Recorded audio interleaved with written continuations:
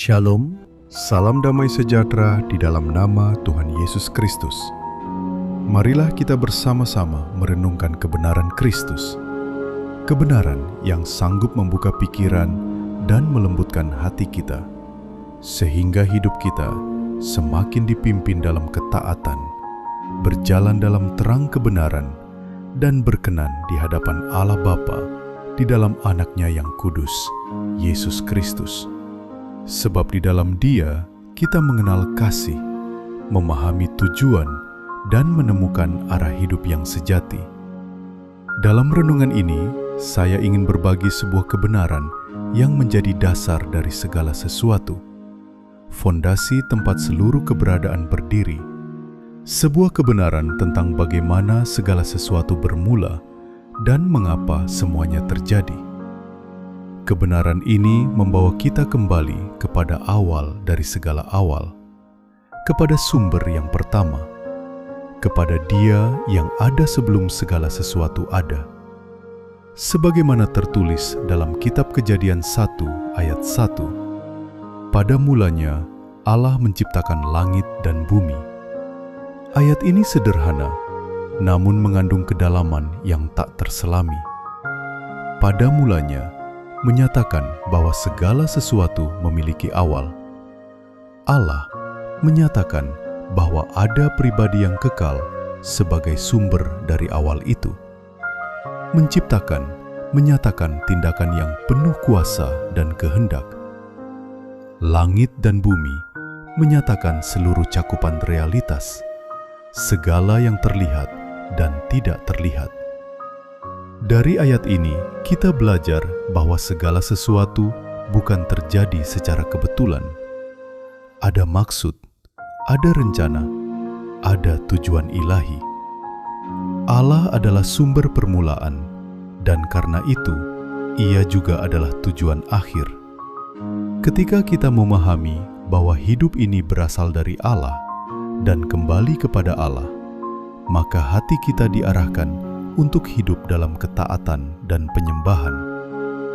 Kiranya melalui perenungan ini, Roh Kudus menuntun kita semakin dalam memahami karya Allah sejak permulaan, sehingga hidup kita tidak lagi berjalan menurut kehendak sendiri, melainkan selaras dengan kehendak-Nya yang kudus dan sempurna.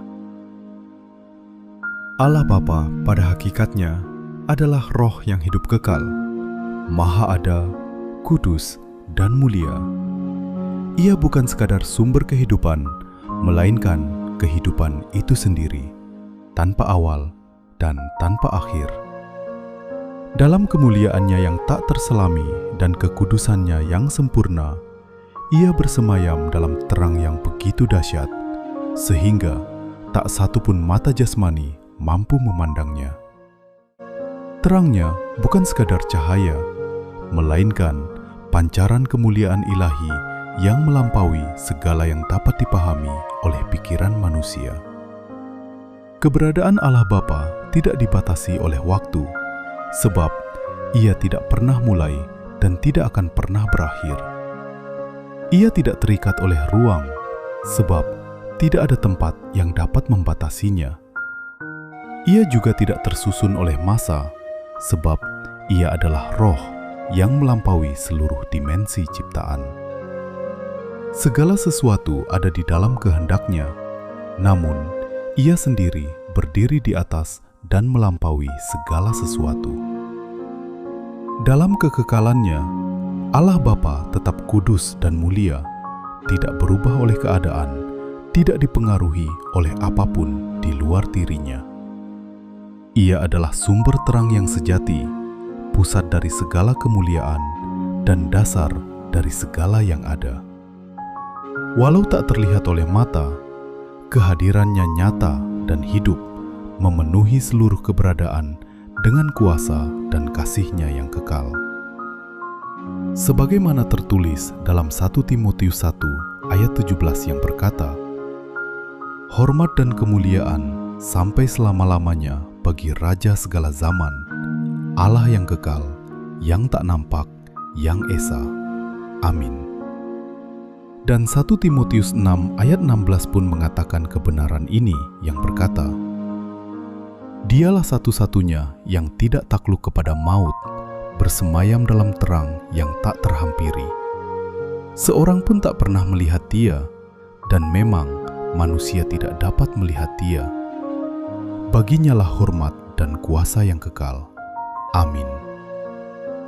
Terlebih lagi dinyatakan dengan luar biasa pengertiannya, seperti tertulis dalam Mazmur 90 ayat 2 yang berkata, "Sebelum gunung-gunung dilahirkan, dan bumi dan dunia diperanakkan, bahkan dari selama-lamanya sampai selama-lamanya, Engkaulah Allah." Allah Bapa sebelum adanya penciptaan sudah ada di dalam kekekalan, di mana waktu, ruang, dan masa belum ada. Pada mulanya, Allah menciptakan langit dan bumi. Pernyataan ini bukan sekedar kalimat pembuka, melainkan fondasi iman tentang asal-usul segala sesuatu. Frasa "pada mulanya" menyatakan adanya permulaan, waktu sebuah titik awal yang sebelumnya tidak ada. Waktu tidak muncul dengan sendirinya. Ia diciptakan oleh Allah Bapa. Bersamaan dengan itu, Allah menciptakan langit sebagai ruang dimensi tempat segala sesuatu berada, dan bumi sebagai massa, materi yang memiliki wujud dan bentuk. Dari tindakan penciptaan itu, lahirlah berbagai benda bermassa lainnya yang kita kenal sebagai planet-planet, bintang-bintang, dan seluruh eksistensi yang memenuhi alam semesta. Dengan demikian, ketika Allah Bapa berfirman, 3 elemen dimensi yang terlihat dan dapat dirasakan, waktu, ruang, dan massa, dihadirkan secara bersamaan.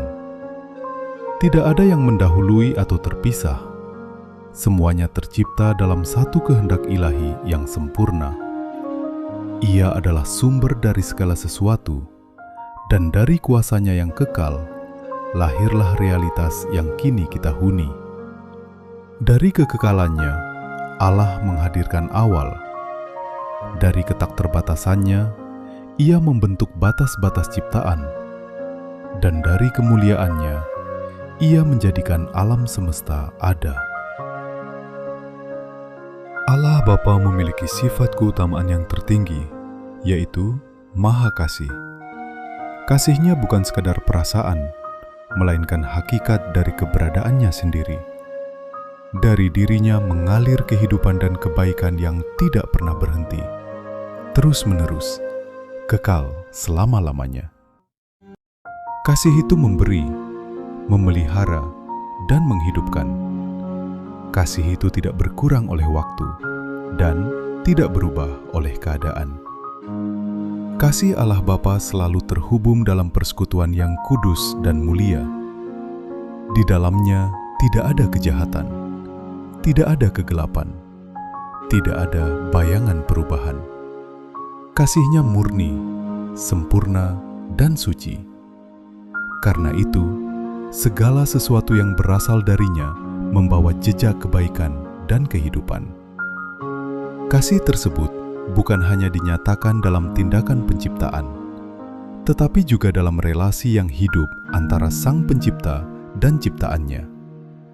Dalam kekekalan, bahkan sebelum waktu, ruang, dan masa ada, Allah telah mengalirkan kasih-Nya. Ciptaannya bukanlah sedikit, melainkan luar biasa banyaknya, berlaksa-laksa dan beribu-ribu laksa. Gambaran tentang kelimpahan ciptaan surgawi itu dinyatakan dalam kitab Wahyu 5 ayat 11. Maka aku melihat dan mendengar suara banyak malaikat sekeliling tahta, makhluk-makhluk dan tua-tua itu. Jumlah mereka berlaksa-laksa dan beribu-ribu laksa. Ayat ini menyatakan betapa tak terhitungnya ciptaan yang hidup di hadapan tahtanya. Semuanya berada dalam lingkup kasih-Nya yang kekal. Dari kekekalan Allah Bapa memancarkan kasih yang memberi kehidupan kepada setiap ciptaan. memenuhi kekekalan dengan kemuliaan dan pujian baginya. Kasih itulah yang menjadi dasar segala sesuatu sumber kehidupan, dasar persekutuan yang kudus, dan jaminan kekekalan yang tidak pernah berakhir. Kasih Allah Bapa adalah persekutuan yang sempurna di dalam satu kehendak dan satu hakikat ilahi yang setara. Di dalam diri Allah Bapa berdiam firman-Nya yang hidup dan Roh-Nya yang kudus, bukan sebagai kehendak yang terpisah, melainkan dalam kesatuan yang utuh dan kekal. Kasih itu bukan sekadar hubungan, melainkan kesatuan esensi, persekutuan ilahi yang tidak terbagi dan tidak terpisahkan. Di dalam persekutuan tersebut, kehendak tidak saling bertentangan, kuasa tidak saling mendahului, dan kemuliaan tidak saling mengurangi. Semuanya berada dalam satu keselarasan yang sempurna. Firman yang hidup menyatakan kehendak Allah, dan Roh yang kudus menghidupkan serta menghadirkan kuasa-Nya. Namun semuanya tetap berada dalam satu kesatuan ilahi di dalam Allah Bapa sendiri. Inilah esensi persekutuan yang maha hadir, maha kuasa, dan maha hidup. Kesatuan kasih yang kekal dan tidak berubah. Di dalamnya tidak ada perpecahan, tidak ada perbedaan derajat, melainkan kesetaraan dalam hakikat dan kehendak. Kasih Allah Bapa adalah pusat dari kesatuan itu, sumber dari segala kehidupan, dan dasar dari setiap karya ilahi yang dinyatakan kepada ciptaan. Kasih Allah Bapa adalah dasar dari setiap karyanya. Dari kasih itulah Allah mengalirkan kehendak-Nya dalam perbuatan kasih yang nyata, yaitu penciptaan, menghadirkan yang tidak ada menjadi ada. Segala sesuatu yang tercipta bukan lahir dari kekosongan tanpa tujuan, melainkan dari kasih yang penuh makna. Setiap ciptaan mengandung arti, berada dalam rencana yang indah, dan diarahkan kepada kekekalan. Penciptaan adalah ekspresi kasih yang memberi. Allah Bapa tidak menciptakan karena kekurangan, melainkan karena kelimpahan kasih-Nya. Dari kepenuhan itu, Ia membagikan kehidupan, menata keteraturan, dan menanamkan tujuan. Yang semula tidak ada, dipanggil menjadi ada. Yang hampa dijadikan bermakna, dan yang fana disentuh oleh nafas kekekalan. Karena kasih Allah Bapa begitu besar, kasih-Nya tidak pernah berhenti mengalir. Ia terus memelihara, menopang, dan menghidupkan ciptaannya. Kasih itu setia, tidak berubah oleh waktu, tidak surut oleh keadaan, dan tidak pernah habis. Seperti mata air yang tak pernah kering, demikianlah kasih Allah Bapa mengalir terus-menerus, membawa kehidupan, pengharapan, dan kekekalan bagi segala yang dikehendakinya. Pada hari yang ke-6, puncak dari karya penciptaan dinyatakan. Di dalam waktu, ruang, dan masa, tiga elemen yang menjadi batas bagi ciptaan, Allah Bapa membentuk manusia, ciptaan yang paling dikasihinya. Manusia diciptakan bukan untuk kebinasaan, melainkan untuk kekekalan. Bukan untuk kematian, melainkan untuk hidup bersama Dia yang maha hidup. Walaupun dibentuk dari debu tanah, manusia dirangkai oleh tangan Allah sendiri. Dari unsur yang sederhana itu, Allah menghadirkan makhluk yang mulia karena manusia diciptakan menurut gambaran dan rupanya, mencerminkan sifat Allah yang maha kuasa, maha hidup, dan maha kudus. Di dalam diri manusia ditiupkan nafas kehidupan, tanda bahwa ia bukan sekedar materi, melainkan makhluk yang memiliki dimensi rohani yang terhubung dengan Sang Pencipta. Sebelum hari ke-6 itu, selama 5 hari, Allah telah bekerja di dalam waktu, ruang, dan masa untuk menata segala sesuatu. Ia menciptakan terang dan memisahkannya dari gelap, membentangkan cakrawala, mengumpulkan air dan menumbuhkan daratan, menghadirkan tumbuh-tumbuhan, benda-benda penerang di langit, serta berbagai makhluk hidup di air dan di udara. Semua itu bukan tanpa tujuan. Semuanya disusun dalam keseimbangan yang sempurna. Bumi dijadikan pusat kehidupan, sebuah tempat yang dipersiapkan dengan penuh kasih, menyediakan segala yang diperlukan manusia. Keteraturan alam semesta, hukum-hukum yang menjaga harmoni, serta kelimpahan sumber daya adalah wujud pemeliharaan Allah yang berkelanjutan. Dengan demikian, ketika manusia diciptakan pada hari ke-6, ia ditempatkan dalam sebuah dunia yang telah dipersiapkan dengan sempurna, agar ia dapat hidup, bertumbuh, dan menikmati persekutuan dengan Allah untuk selama-lamanya. Manusia diciptakan oleh Allah Bapa di dalam kasih yang kekal dan sejati. Kasih itu bukan paksaan, bukan keharusan, melainkan lahir dari kehendak yang kudus dan mulia. Mengasihi berarti memilih dengan sadar, dengan tulus, dan dengan otoritas yang muncul dari kebebasan untuk memberi diri sepenuhnya.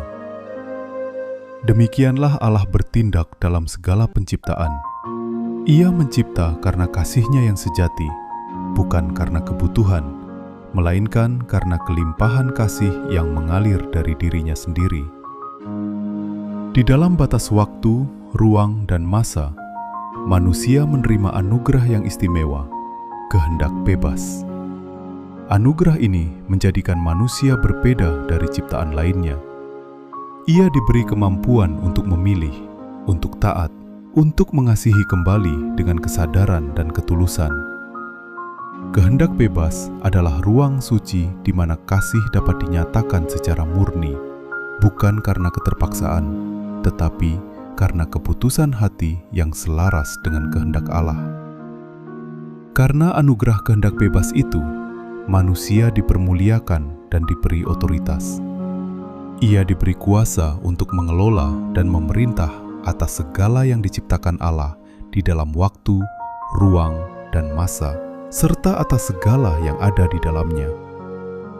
Otoritas ini bukan untuk menguasai dengan sewenang-wenang, melainkan untuk mencerminkan karakter Allah, memelihara, menjaga, dan menghadirkan kebaikan bagi seluruh ciptaan.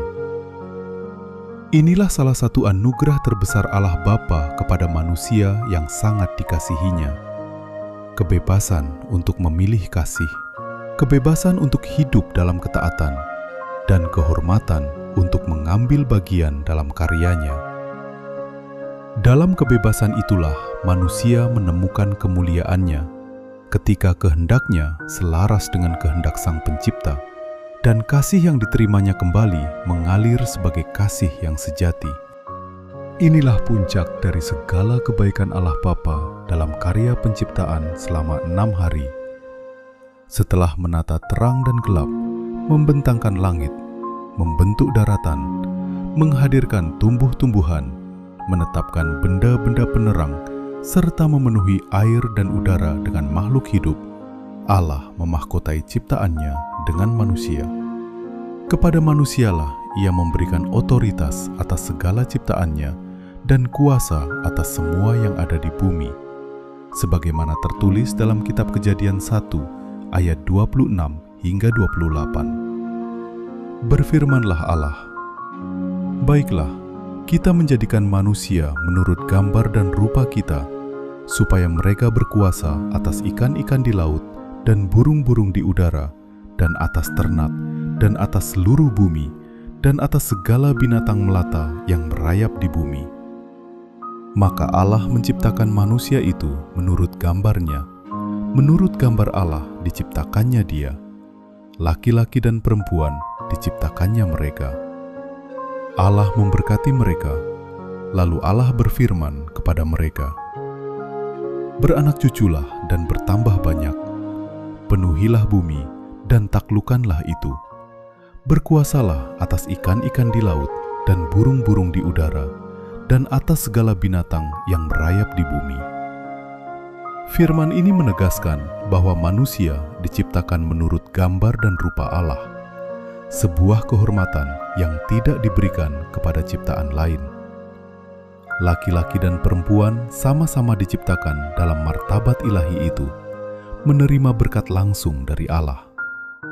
Otoritas yang diberikan bukanlah kekuasaan yang merusak, melainkan mandat untuk memelihara, mengelola, dan menjaga keseimbangan ciptaan sesuai dengan karakter Sang Pencipta. Dengan demikian, manusia ditempatkan sebagai wakil Allah di bumi, mengambil bagian dalam pemerintahannya atas dunia yang telah Ia ciptakan dengan baik dan sempurna. Inilah puncak kebaikan Allah Bapa, bukan hanya menciptakan manusia, tetapi mempercayakan kepadanya tanggung jawab, berkat, dan kuasa sebagai wujud kasih dan kehendaknya yang mulia atas ciptaan. Inilah gambaran yang nyata dari keadaan semula, suatu tatanan yang kekal dan kudus, penuh kebaikan, kebenaran, dan keadilan di dalam kehendak Allah Bapa sendiri. Segala sesuatu berada dalam harmoni yang sempurna. Manusia hidup dalam persekutuan yang murni dengan Sang Pencipta, menikmati kasih, damai, dan kemuliaan tanpa celah. Tidak ada dosa, tidak ada pemberontakan, tidak ada kematian. Yang ada hanyalah keselarasan antara kehendak manusia dan kehendak Allah. Namun keadaan itu berubah ketika manusia menyalahgunakan anugerah kehendak bebas. Oleh tipuan si ular jahat di Taman Eden, manusia memilih jalan yang menyimpang dari kebenaran dan memberontak terhadap Allah Bapa. Keputusan itu merusak tatanan yang kudus, memutuskan persekutuan yang indah, dan membawa akibat yang menjalar ke seluruh ciptaan. Kehendak yang seharusnya selaras dengan kasih justru dipakai untuk melawan sumber kasih itu sendiri. Tetapi Allah Bapa adalah Allah yang setia. Kasih-Nya tidak berhenti oleh kegagalan manusia. Di tengah kerusakan, Ia telah menyediakan jalan pemulihan. Dengan kuasa-Nya, Ia berjanji memulihkan keadaan yang rusak itu melalui Sang Firman, yang akan dinyatakan dan diperanakan melalui keturunan perempuan, sebagaimana janji ini dituliskan dalam Kejadian 3 ayat 15 yang berkata, "Aku akan mengadakan permusuhan antara engkau dan perempuan ini, antara keturunanmu dan keturunannya. Keturunannya akan meremukkan kepalamu, dan engkau akan meremukkan tumitnya." Inilah yang dikenal dengan sebutan Injil pertama, kabar baik akan janji keselamatan manusia dari pemberontakannya terhadap Allah Bapa. Di dalam rencana kekalnya, pemulihan telah disiapkan sebelum segala sesuatu mencapai kepenuhannya. Maka pengharapan tidak pernah padam, sebab Allah tetap berdaulat dan setia pada janjinya. Dari kasih yang sama yang menciptakan, Ia juga bertindak untuk menebus dan memulihkan. Kemuliaan yang semula dirusakkan oleh pemberontakan akan dipulihkan oleh kuasa dan kasih-Nya yang kekal. Amin.